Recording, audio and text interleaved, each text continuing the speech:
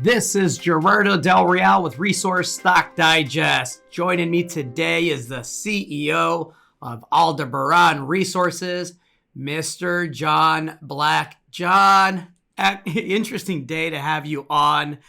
Thank you for taking the time. How are you? Doing well. It's kind of a strange backdrop with the geopolitical developments here, but we've got some exciting results from the project that we shared with everybody this morning.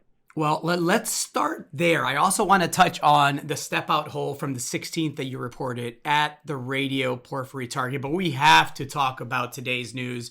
14.9 meters of 19.08 grams per ton gold in a new high-grade gold zone. You could call this a new discovery because of the nature of the metal that you found. I'll be quiet and let you provide the context. Congrats. A heck of a hit, as I mentioned to you offline. Well, great. Yeah, we're very, very excited about this, but it does fit within the context of what we're doing overall. As you'll recall, at the Altar project, we're drilling out a cluster of big copper gold porphyry systems. We've got two that we've already defined a really nice resource on, and then much of our focus right now is on the QDM radio zone. And QDM radio zone consists of an emerging copper gold porphyry system at depth.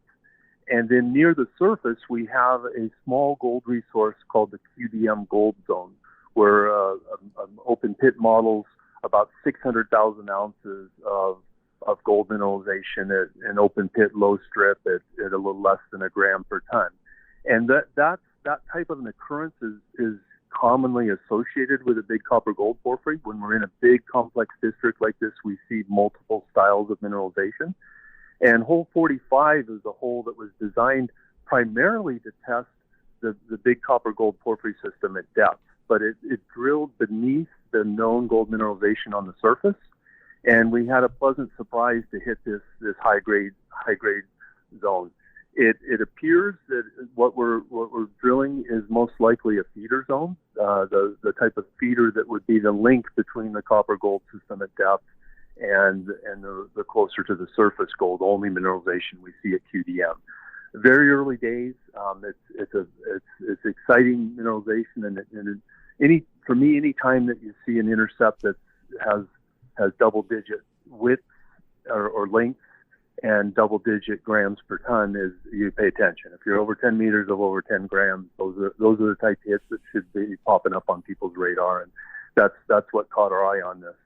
And within that, sometimes when you have a 15-meter run like this, you can have that carried by one particular sample. And we do. One of the samples in the middle of this has over 98 grams of gold. It's almost 100 grams of gold per ton. But what I'm encouraged by is that that's supported by several intervals that are plus 10 meters around that. So it's not just one short interval that's carrying that whole thing. And in the news release, we report assay by assay so people can take a look at what that distribution's like. So not a total surprise, but by far and away the best grades we've hit for gold dominant mineralization in the system. And certainly a zone that will require some follow-up. We have the interesting challenge of we now have another priority target within the long list of things that we need to get done this year and probably carrying into the next couple of years. Well, it sounds like you're clearly, obviously following up to try to find additional high-grade feeder structures, right? How is the rest of the program coming along? It's moving well now. After we've got 4 rigs going. Three of those rigs are focusing on the QDM porphyry system. The holes that we're drilling there, the other 2 holes that are active, are not in a position to target this higher grade gold mineralization. They're more on the other side of the porphyry. It doesn't mean we might not have another surprise like this as we drill those, but they're really designed to see what we have at QDM radio.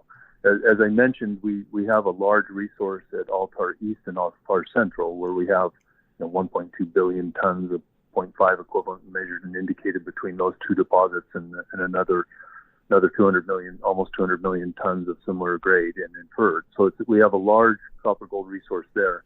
But at QDM, currently the only resource we report is that upper gold zone.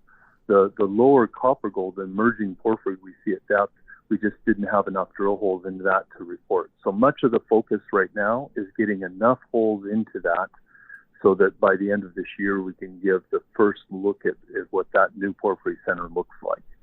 And those are long holes typically. To intersect that, we're trying to do a spacing to get the full size of it. So we have two objectives: defining the volume of the mineralization, and then trying to encounter these higher grade zones, which really catch our eye in that deposit. So a lot of drilling to go, but now that we have 4 rigs up and running, I think over the next few months you'll see us get more holes reported and have more to talk about.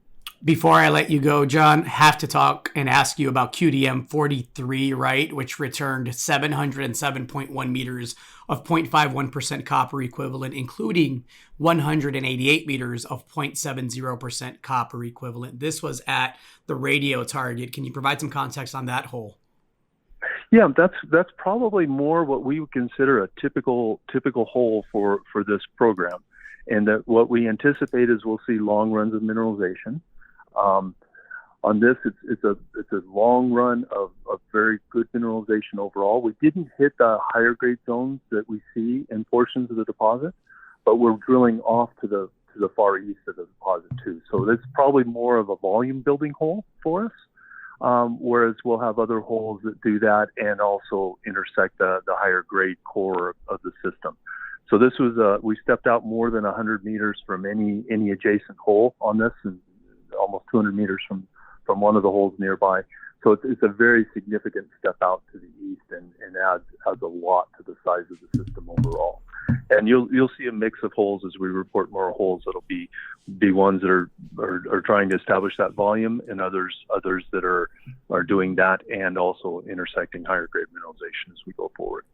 Interesting times globally, exciting times here, and I can't wait to see the results from the holes that are pending. It sounds like it's going to be an exciting 2022. Anything to add to that, John?